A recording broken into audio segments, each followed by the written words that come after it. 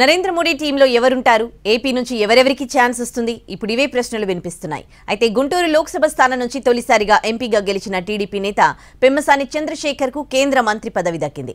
NRI పెట్టుబడిదారులతో పెమ్మసానికి సంబంధాలుండడంతో రాష్ట్రానికి పెట్టుబడులను ఆకర్షించేందుకు దోహదపడుతుందని టీడీపీ భావిస్తోంది. గుంటూరు లోక్సభ స్థానం నుంచి తొలిసారి ఎంపీగా ఎన్నికైన పెమ్మసాని చంద్రశేఖర్ కేంద్ర మంత్రిగా ప్రమాణ స్వీకారం చేయనున్నారు.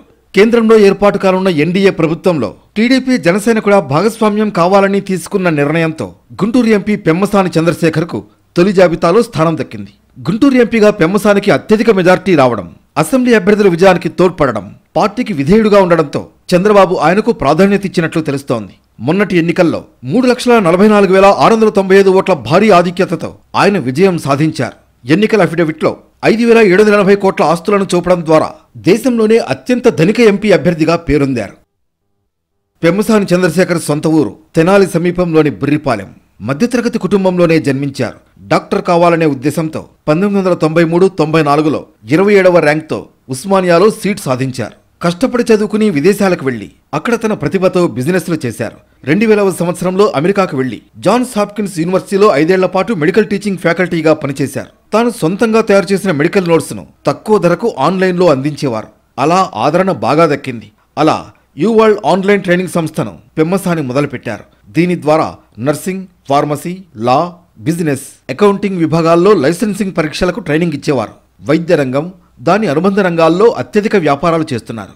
Ariana state university, global silicon valley కలిసి ఏటా సంయుక్తంగా నిర్వహిస్తున్న ఏఎస్యు జిఎస్వి సమ్మిట్లో ప్రధాన వక్తగా తరచూ ప్రసంగించేవారు. అమెరికాలో వైద్య విభాగంలో అత్యంత బిజీగా ఉండే పెమ్మసాని చంద్రశేఖర్ సొంత ప్రాంతం గుంటూరులో పొలిటికల్గా టీడీపీలో ఎప్పుడూ యాక్టివ్గా ఉండేవారు. 2014లోనే టీడీపీ నుంచి ఎంపీగా పోటీ చేయాలనుకున్నారు.